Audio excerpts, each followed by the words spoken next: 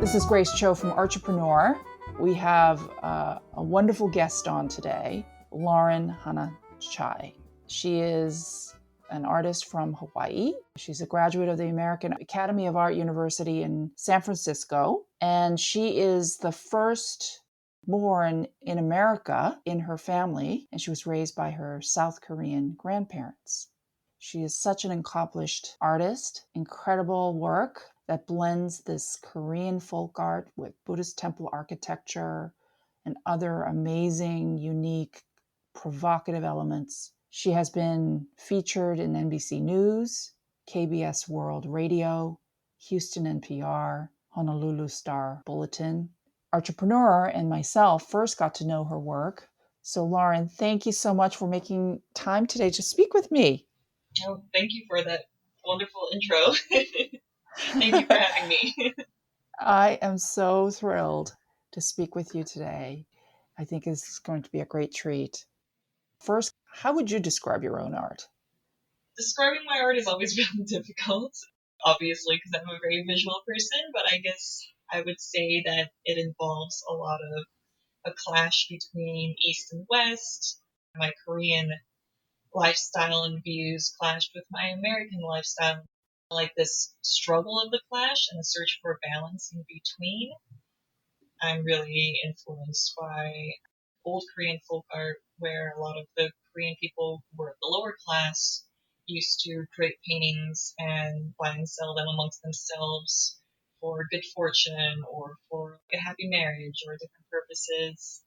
And I'm also influenced by more westernized paintings such as paintings from the Northern Renaissance period or medieval period. I was trained classically at the Academy of Art University, so a lot of that still stays with me, and I'm really interested in the dynamics between the two differences and comparisons and bringing them together into one world. Wonderful. So today we're going to talk about two important influences or events in your life that have shaped your art in profound ways. So one being Korean American and brought up in traditional ways, but second was something that happened with your mother. Yes. So let us talk about that first part first. So being first generation Korean American, describe what you felt were the challenges and how that impacted and how it influenced your art. Yeah, there was a lot of challenges, a lot of confusion because I was raised so traditionally with an extra generation above me watching over me and taking care of me. It was very confusing having this very strict kind of life in the household and having a much more loose and casual and individualistic lifestyle outside of it.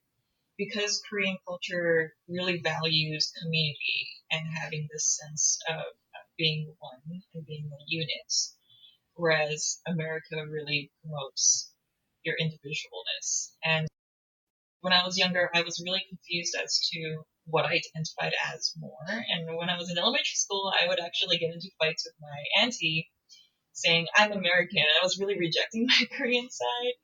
And I was just a kid, but we would get into these fights where she would be like, no, you're Korean. And I would be like screaming back at her, no, I'm American. I'm not Korean. As I got older too, moving into my college years, there was a lot to do.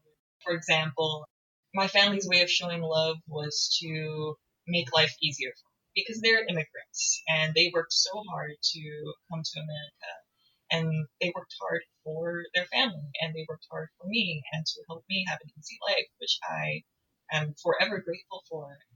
And that also involves being every part of my life. And sometimes I really wanted my own individual life and my own sense of responsibility and control over my life. So there was a lot of clashing with not necessarily, oh, my family, but I have to be a part of this whole versus I want to branch off on my own. So we were always clashing with that. But as I got older, I just learned to navigate the two worlds. I see both cultures as really beautiful. Nothing is perfect, but I'm glad to be in this weird in between space I've come to accept that both are me and both are true, and that's okay that they're so different. But that's where I'm at right now. I do think it gets easier as we grow older. Yeah, I definitely agree with that. It's a lot easier. The younger years can be tough. You're trying to define yourself and figure out what you like and don't like. And that's the tough period, I suppose. Yeah, I think there's a lot of letting go as we get older, of just being okay with it is what it is, and that's that, and it's fine. And I think there was a lot of help too with finding other people who were going through the same thing. So a lot of other Korean Americans connected with me through my artwork, and they would reach out to me and be like, I get it. Even though I'm not expressing things in words, they'll just see it and be like, I get it. Did you do that on purpose or did it just come out involuntarily? How was the art created from this tension, if you will? I don't think there was too much of it being done on purpose, especially when I was in my early stages of creating work. I worked very intuitively, and things just came up as I was interested in them. A lot of the Korean, or delving into Korean history and about my Korean heritage, came from my mom series, which I'll get into later. But it opened up this whole realm of questioning who I was. And so I just started learning. I started learning about Korean history, and I finally started to have conversations with my grandpa and the rest of my family about what our family has been. And when I was younger, I never really did that. And I didn't really inquire, but now I've been really inquisitive and learning a lot more, and I feel like it just came out in my artwork. Learning about Korea's history of oppression and being taken over by different countries over and over again, even though I didn't grow up in Korea or live in Korea, I feel like there's a lot of generational trauma, is what I later come to realize is what it was, that gets passed down to Korean children, passed down through the generations that rang true. I feel like a lot of that comes out in my artwork in terms of this chaotic collage clash of different cultural references and connecting it with my own trauma and my own experiences. And also, really, it was just a learning about who I am through my heritage. Art is the best way for me to learn. I love learning through art, so I don't want things to be too senseless or too random. I really do a lot more reflecting and figuring out what it is about this symbol or this art that I'm attracted to. There's definitely a meaning to mostly everything that I do. Speaking about meanings and pulling from events and information, I wanted to ask you about your mother and the story around that event in your life. Sure. So it's an ongoing story because there's a lot I still don't know yet. But basically, my mom and dad separated when I was younger, when I was around 7 years old or so. And when I was 11, all contact stopped with my mom. So we were in contact all the time. We'd be talking on the phone, sending snail mail to each other, writing emails. And she had remarried and had three other children who were all girls too. So I have three half sisters out there. And I had seen all their photos and I know all their names and everything. And then one day the emails stopped coming, the phone calls stopped, the addresses didn't work, nothing worked. Her email server, which I was using on their website, just shut down completely. And so it was just this big question mark where no one knew where she was, not even her side of the family. And as a kid, I was really angry because I didn't know what was going on and I was really young. And so I harbored a lot of this anger until one day I saw these VHS tapes. This was in middle school. And they were labeled with my name, Hana 1991, the year that I was born. And so I popped it in the TV and I played it, and they were all these old home videotapes of my mom and me and the rest of our family. But I got to really see for the first time how much my mom loved me. She'd be holding me and singing to me and just displaying all these affections of love that I couldn't help but break down and cry and realize my mom did love me. and whatever happened is tragic, and I don't know what it is that why she had to leave, but I believe whatever it is was with the best intentions. And so I went on in my college years to really deal with this more. It was something that I really ignored until it became a problem. So in my college years, you know, obviously all these abandonment issues were coming up and it was affecting my relationships, affecting my life. And so I went to therapy. I had an ex-boyfriend who hired private investigators to go looking for my mom for me. The only thing they could find was that she was involved in some kind of scandal for a lot of money with some kind of tech company. And I later found out that her mom, so my grandmother, was this crazy con artist who would basically use my mom as a tool all of her life and pull her into all these different scams to get a bunch of money, basically.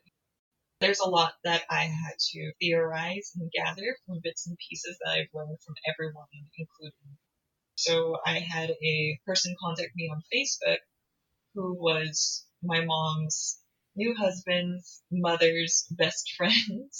No, that's kind of long, but she had found me because she's looking for the three children, the three half sisters, and my mom's husband for her best friend. So they all went missing around the same time, so I could theorize that they all went missing together, which made me really believe that they're all together. But basically, I started painting about her in my college years and obsessively painted her face over and over again. And then it became this full series called Last Known Locations, where I'm painting her and myself as a baby sometimes in these 6 cities that I knew her to be in. And so the paintings move through from Honolulu, of course, San Francisco, Las Vegas, Los Angeles, Hong Kong, and South Korea. The plan is to go to each city and do like a traveling art show to hold this show for her. And I've gone to 2 out of the 6 so far. The next one I hope to be in LA somewhere. I actually put this next show on pause. I was a bit overwhelmed with all this new information coming out about how she might be on the run. There might be some legal issues involved, and I had a realization if she really wanted to contact me, she could easily find me online, find my website or something, and send me an email. It wouldn't be that hard. But the fact that she hasn't done that yet has also made me have some second thoughts on how full force I should go on this search. And so the purposes of my show have changed a bit to instead of only looking for her, which I'd like to do, no matter what, I'd like to find out the truth. But also, I'd like to send a message of love and care out to her to let her know that no matter what has happened or what is going on, I still love her and I still care about her. And I'm doing this in a place of having faith and hope. I've already gone through back and forth thinking of what if I do find out the truth and the truth is not pretty? What if it's something that will really hurt me? And I've come to a place now where I am willing to accept that and despite it, search for the truth anyway. So that's where I'm at right now with my entire mom series. This has been the catalyst after this to really search for who I am. I really realized that I was searching for myself and learned about myself. It's really ignited this flame in me to really be inquisitive and be self-examining and really try to look inwards into myself. And I think that's super important to do, to be self-aware, because without that, you can't really reach out to other people properly in a true way. That's a wonderful journey that you are on at the moment. Do you think you would have become an artist had this not happened? That's a really good question because I feel like I got into art as a young kid because it was a form of escapism and because I was a very quiet kid and I always put a lot of burden on myself, thinking that if I were to express myself, it would hurt my family or hurt other people and they would leave me too because I had these abandonment issues because of my mom. And so because of that, I gravitated towards art. And I do wonder about that. Would this still have been an interest to me and how much of it also is DNA. Crazy thing is, my grandmother, who is this con artist, was the artist in our family. She was an incredible drawer, artist, draftsman, painter. Really anything she delved into, she could master. But I have her old drawings and paintings that I found recently. Her relatives gave to me, and they're incredible. They're super incredible, and looking at them fascinates me to think I got this probably from her. And so, I don't know, maybe I still would have been an artist. Maybe I would have been making different art if I didn't have this happen to me. But I feel like in some way I probably would have gravitated towards some kind of creative practice either way. I love that your art has so much meaning. There's a lot of profound elements incorporated. Nothing was done by haphazard. So, as different viewers look at it, what do you hope the art lovers learn from it? What impact do you want to make? For the longest time, I've always focused a lot on emotion. So I always wanted to stir some type of emotion in the viewer whenever they're looking at my art, whatever it might be, whether it's a sense of despair or a sorrow or a sense of enlightenment or sacredness. That's been my direction recently, is wanting to feel an immense sense of love in my paintings. And I think that has a lot to do too with a DMT trip I had a couple years ago, which, for those who don't know, it's a hallucinatory drug. It's going to sound very hippie Oh, of me, but it's actually found in our bodies. So it's a chemical found in our bodies and in some plants and animals as well. It's natural, and it's what gets released in our bodies right before we die. So it's the whole your life flashes before your eyes thing before you pass away. That sensation is actually DMT. how do you take it? Is it a pill? Do you smoke it? You have to heat it up. Yeah, so you have to smoke it. Yes. And it lasts like 10 minutes and it feels like 10 minutes. It's not like anything crazy, but I did try this and I really value the experience I had.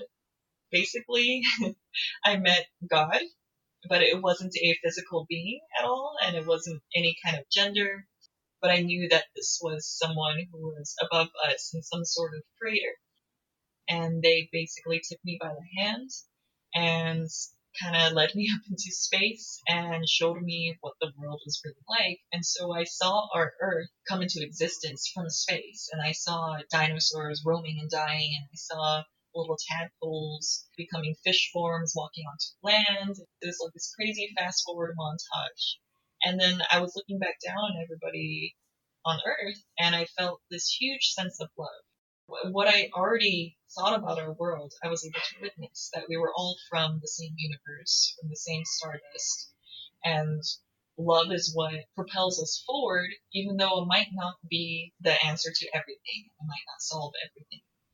And there's no such thing as this utopia of love conquers all, but it's so important, such a key element in our life to keep us moving forward. And this is what I want to instill in my paintings now, is this overwhelming sense of love and how important it is through this struggle that we're all living through. Everyone's got our own struggles, and love is what is going to help make it a bit easier. So that is what I want to instill in viewers. My grandiose hippie statement here. That's beautiful. It's also a reflection of where you are at the moment, the acceptance and the balance of it all. Yes, it definitely is. It all connects in this weird way. There's no one who does not have a challenge. Everybody has it.